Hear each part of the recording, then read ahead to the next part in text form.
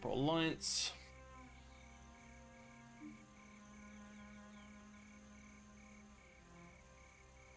Oh god, the back pop.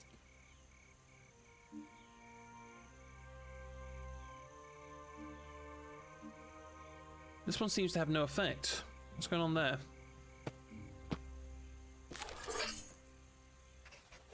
Talkers can't agree on how to interpret the gold map. There are two possible paths. Which route should we take?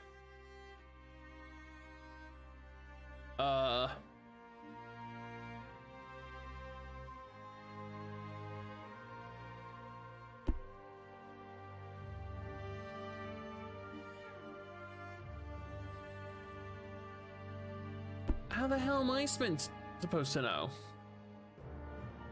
This looks like desert and oasis. This looks like hellish mountains, yet is this a river?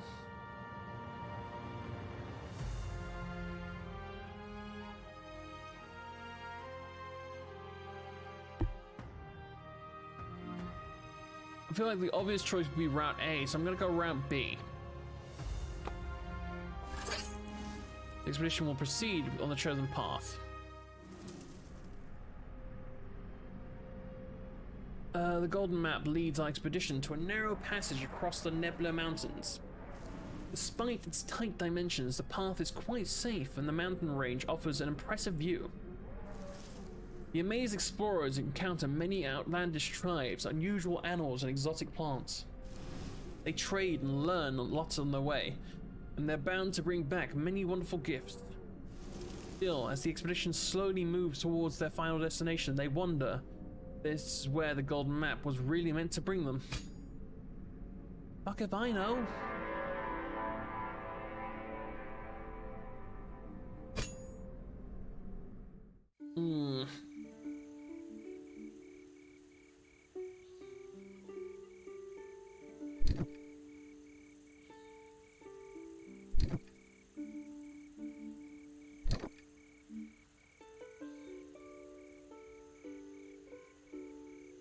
Go this one.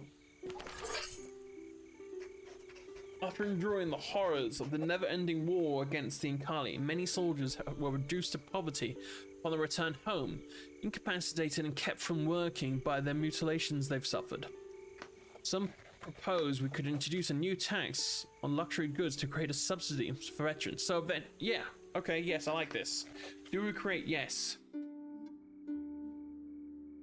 No, we definitely make a veterans fund. Hell yeah. The tax on luxury goods is highly criticized by those in high society, but many benefit from subsidies funds. Some of the soldiers reduced to misery managed to rise from poverty, strengthening our economy in the long run. Creating subsidies to support impaired war veterans helped poor families back on their feet, avoiding a breakdown of the foundation of our economy. That's always good. Yes. One more and we get a positive. One more bad, that would not be great for us.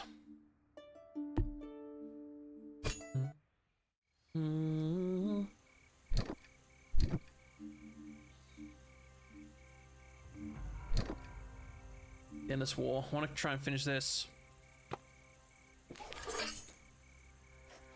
Scholars have discovered that prolonged contact with red iron may lead to sterility. Oh. And this is likely the reason for Inkali's small numbers. So it's a good thing we didn't use it for medical devices, though. Bad news for the army. Closing the information would damage the business of many smiths who are profiting from it, but keeping it secret could cause severe harm to our population. We hide the truth about the red iron sterility side effects?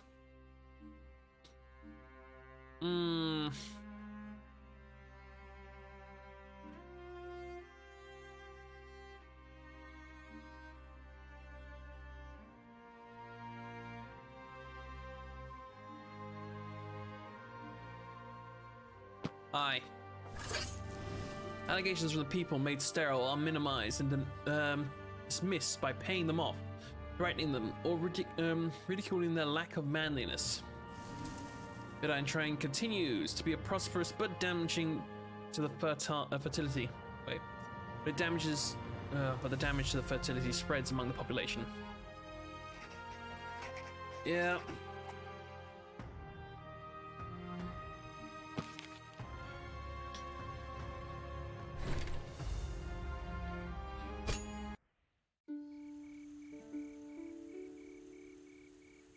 Not great.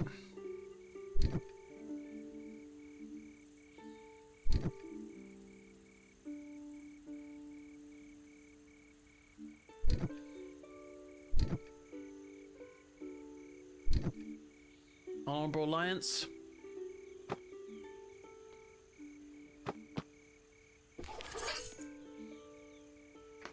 And it considered by many to be the greatest sculptor of all the world's ever seen, wants to create a statue commemorating the much acclaimed love story. She requires a large sum to fund her endeavor, and she wants to forge the arrow out of red iron. Oh, great. Head gun out of silver.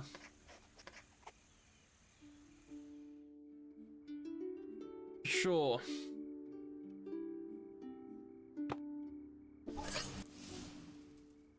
The unveiling of the statue is saluted by the cheering crowd. Yeah, great, let's go all become sterile. They only knew how many resources there were spent on this project. Will stand the test of time. Is considered one of the greatest masterpieces ever produced in our kingdom. Well, that's something. Oh god, instant death. Instant death. That was a short reign.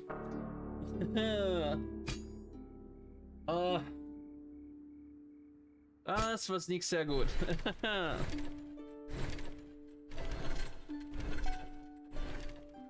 that's all over the place this time, huh?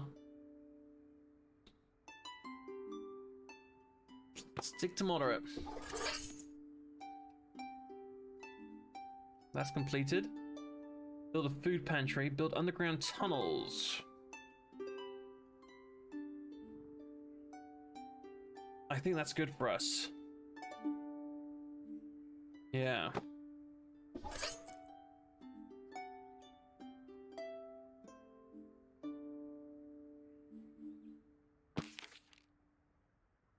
Following the growing challenges encountered by the kingdom, the council has expanded the House Solids, and the House Solids joined the council. Okay.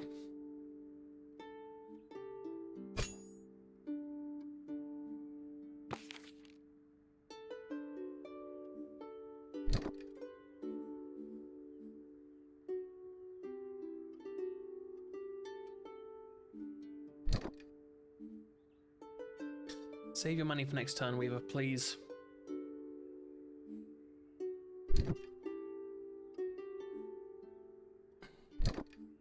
Hi, cat.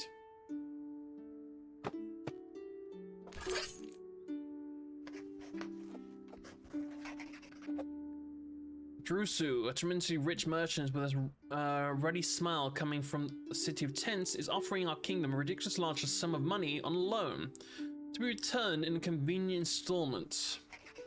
We take the loan from Drusu, a rich merchant.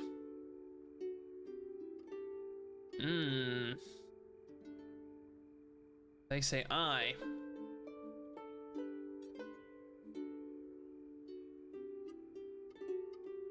Use 3 power to go against them. I don't think that's a good idea. I really don't. Nay. Turn down Drusu's sketchy proposal, giving up the great riches, but we can't have our grandchildren pay for our squandering the skies. People bless Rala, the saint daughter of money and business, for helping us see through the fraud. So wait, that was good? Yes? Maybe? I don't know. Golden map. Raboon brings us news of the people of the Three Trunks, a small village in the northern mark of Durlak. They claim that the witches living there living in the nearby Hedgehog Woods. She is rumored to be capable of weaving the laws of nature according to her will, but many fear her ways. We send the army to Durlak to apprehend the alleged witch? Burn the witch. Yes, burn her. I know I'm weird, don't worry about it. Hey, burn the witch! A group of knights gallop proudly out to the castle, headed to the Mark of Durlach, on their mission to search the Hedgehog Woods for the alleged witch, arrest her, and discover if there's any truth to the rumors, and if it's also just superstition. The knights of the army are now roaming the Hedgehog Woods, looking for the alleged witch of the wilds. Rumors about her incredible ability to bend the laws of nature are becoming more common, and the knights are determined to find her before the situation escalates. Yet, those paths are narrow and murky, and those ancient woods hide many dangers. Ruh-roh.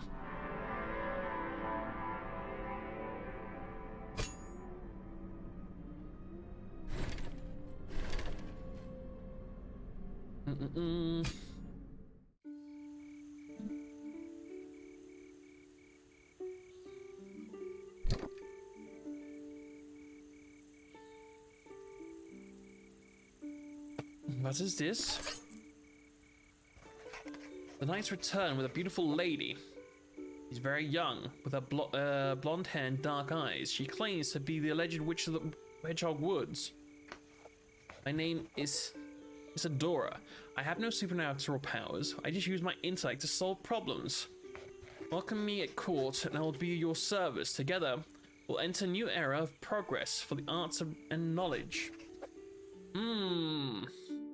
They all say I.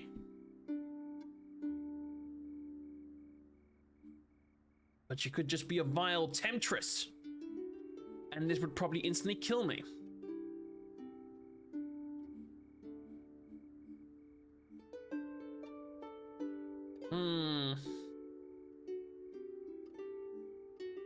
This is a mistake. Thanks for convincing words. Isadora is allowed to join the court. The scholars of the kingdom are happy to indulge their unfailing curiosity about her strange ways. Seems very young, except for her dark eyes, which betray the wisdom and experience beyond her age. She wears a mantle of black leaves long enough to touch the ground. We assigned her a small quarter in the palace, where she spends most of her time working in solitude. Over the following months, she feverishly writes books and essays whose meaning eludes most. She even builds weird contraptions and claiming they'll do wonders. Servants and scholars start to regularly ask for her for help with several matters, but the most superstitious claim that she is only defiling the court.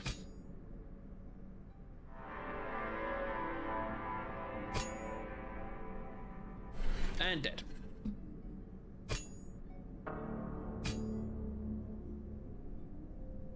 The reign lasts 3 dilemmas or less, you won't be getting any rewards.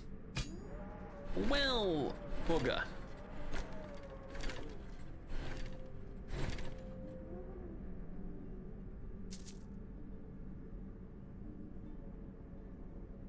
That cost me 2 gold to build. Oh.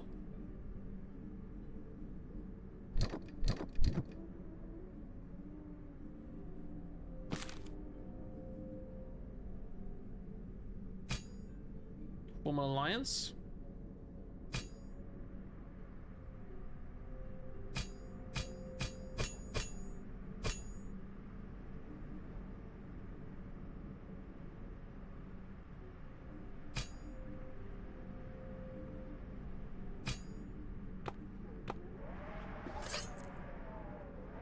Every time you vote against your ally, one heart will break.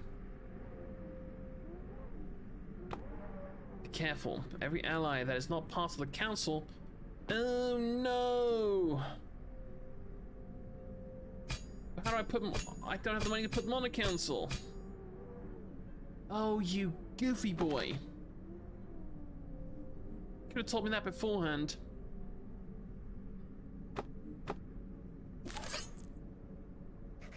After months of feverish efforts, Isadora's discoveries and inventions are bringing a newfound prosperity to the kingdom, despite the perplexities of the superstitious. Now the witch is gravely ill and asks for a rare and precious herb from the merchants of Kasuk. Do we retrieve the herb to cure her? Yes, yes, we do. 100% I.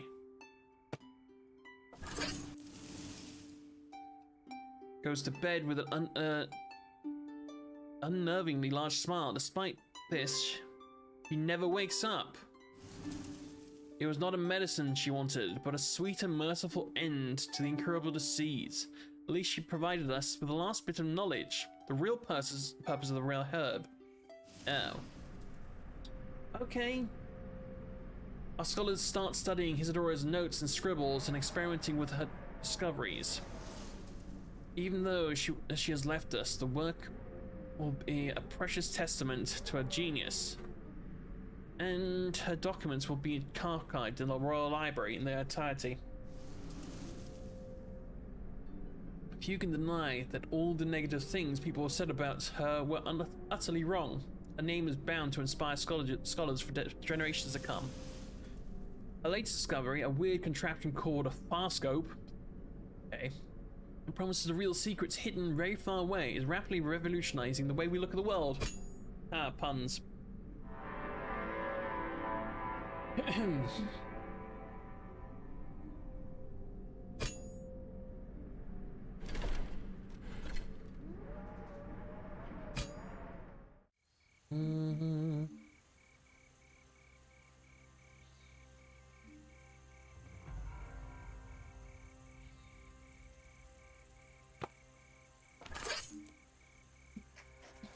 An entrepreneur named Laprom has decided to embark on a daring endeavor, traveling through all the known lands.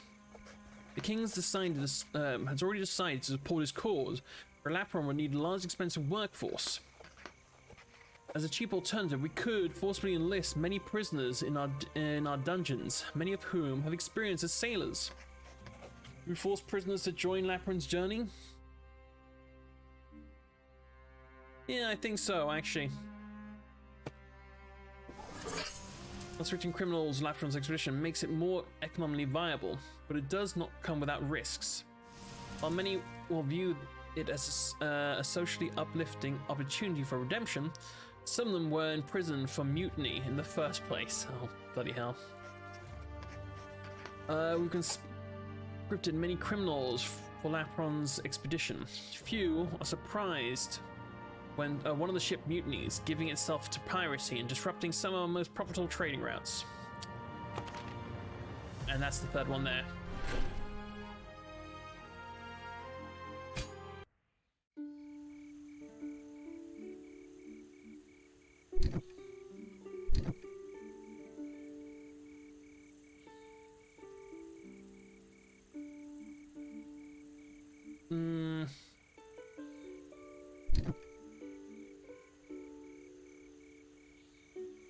Simple trade.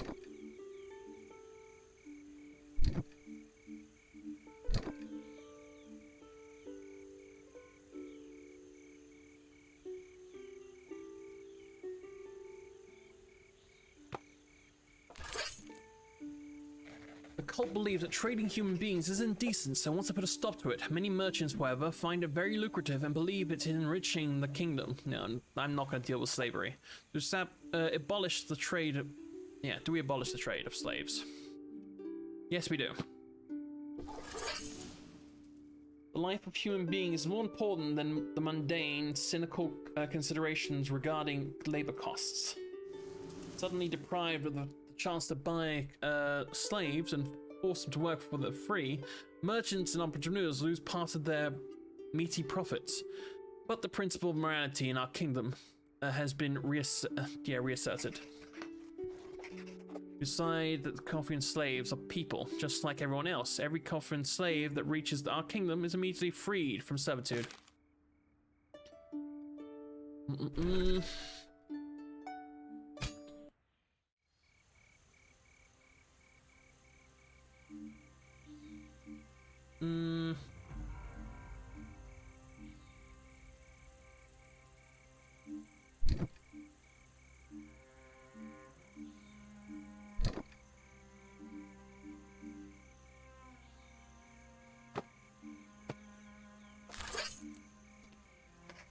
Is known to write her notes cryptically. She often proposes peculiar experiments that prove her discoveries, but our resources are limited, and the choice of a specific one excludes the other. Okay.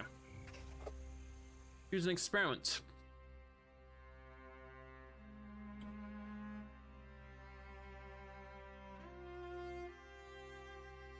leads to a map. This leads to a chalice. Let's go with B.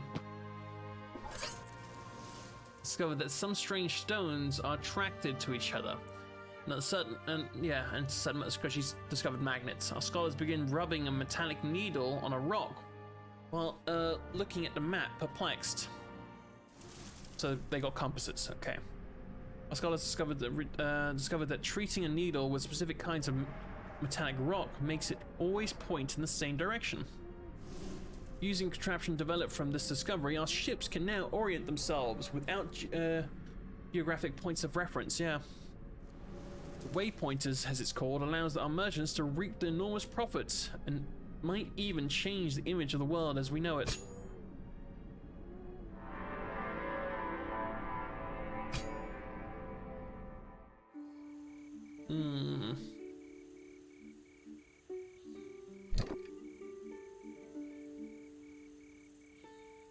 Let's do all the magic of genius. Let's finish those. Rabin reports that calves in Coden are showing symptoms of a strange illness that is killing the cattle. Our scholars suggest that any herd with infected animals should be suppressed entirely. It prevents the disease from spreading further. If we do this, we risk famine across the region. Yeah, but if we don't, we also risk famine across the region as it will spread to other cattle.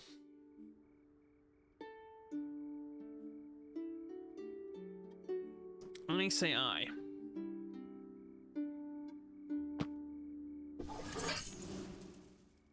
We order the tainted herds methodically killed and their carcasses burned, as our scholars recommend. The disease eradicated, surviving cattle will live to prosper and reproduce, but it has also caused a huge shortage of food in the short term. Many people lose their lives from starvation. I'm sorry, but it wouldn't have been better the other way. I have to go up, otherwise I will lose here soon.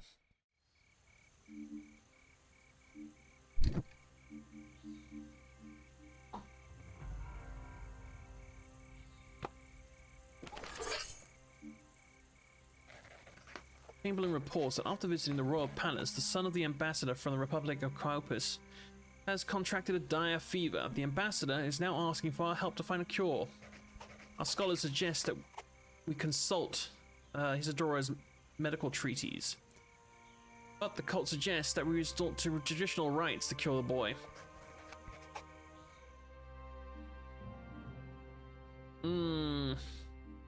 I say aye. As suggested by Isadora's treatise, our scholars put a wet cloth over the son's forehead, bring down the fever, and to place 2 disgustingly fat leeches on his temples. I mean, I guess that could somewhat bring down the swelling? If there is swelling that giving me a hit, I don't know. Next morning, the ambassador rejoices his son appears to be healed. Isadora's studies have saved his life. The holy attendants, however, think his soul has died and the leeches now live within them. What? What a bunch of idiots.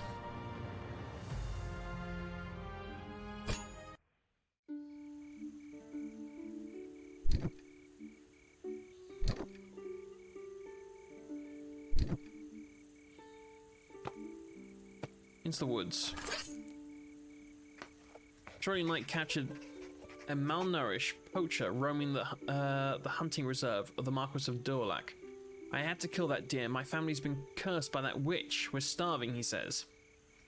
His plight is touching. They may have been truly driven by hunger and desperation, but lax punishments may incentivize thievery. Will we pardon the poacher who violated our hunting reserve? I say no, we do not. Poacher's body is hollowed from hunger and offer little resistance to the suffocating embrace of the rope.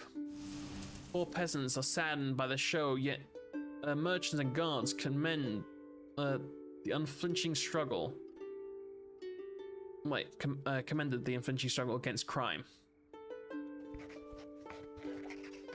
Okay, if thieves have come to, can expect swift justice of the rope in the lands we rule, and fear may crime plummet to an unprecedented low. Okay, and that's 3 good ones, right?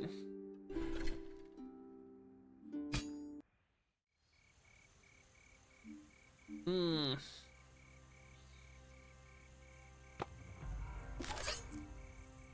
A grotesque sculpture made from human bones discovered on the hunting reserve of the Marquis of Dulac in front of an inviting cave.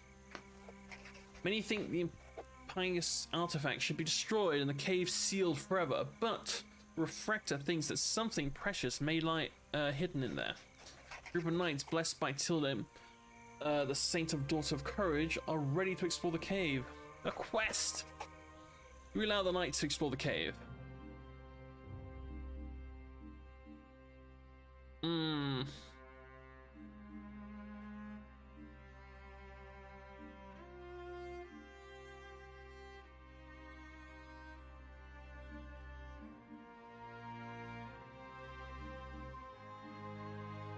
One power regardless of what I do. What, cat? Because you don't have... Yeah, I know I need to feed you, you fat little bastard.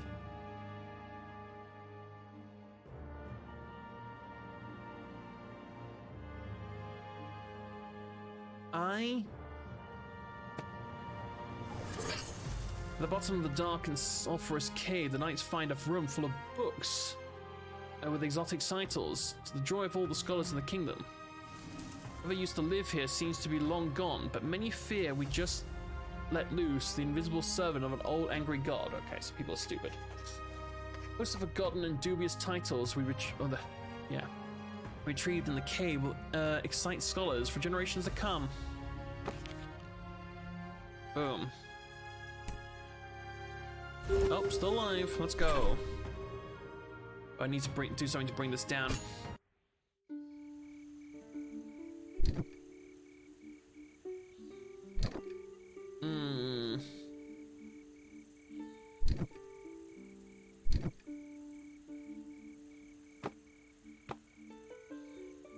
King's Dilemma.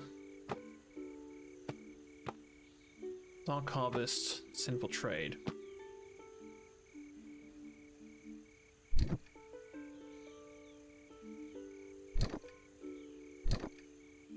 There's nothing left of the King's Dilemma.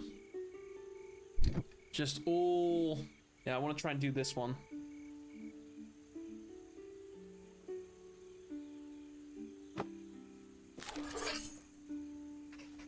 Thanks to the Waypointer's revolutionary direction-finding capabilities, our scouts are able to redraw the Royal Naval maps with unprecedented accuracy. Merchants Guild would benefit if they were made public, but the High Commander thinks we could lose a strategic military advantage. Do we keep the Royal Naval maps as a military secret?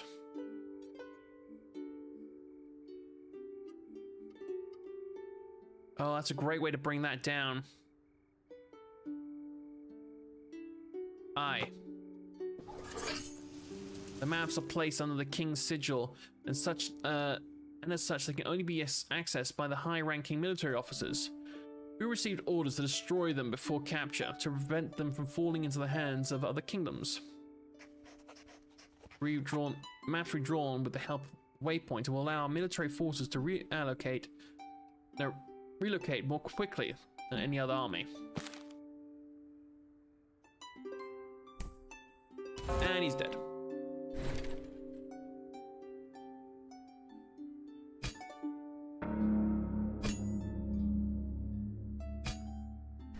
Wasn't a bad run.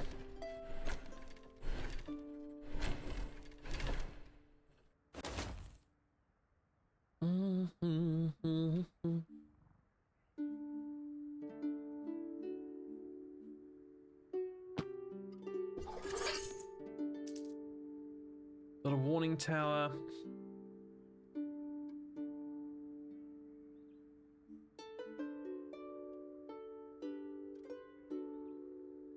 Why would we put their names on?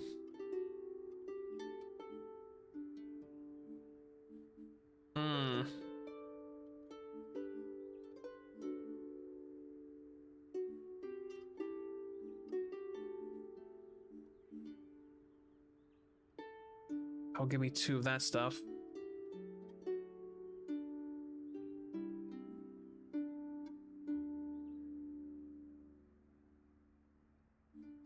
I get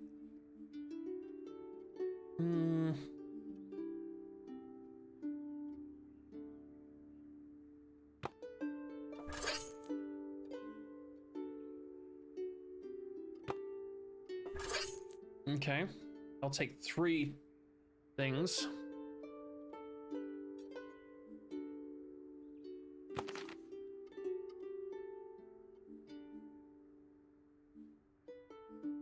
Oh, you're on the council now. Hell yes, our allies are on the council.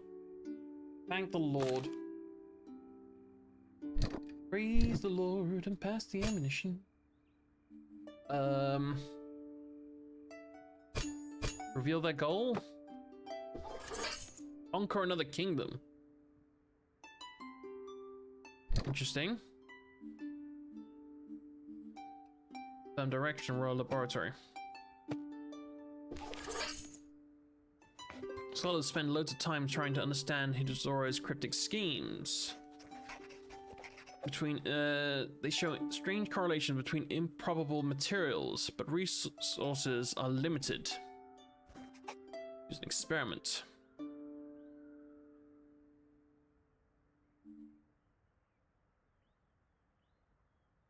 Rocks, eggs.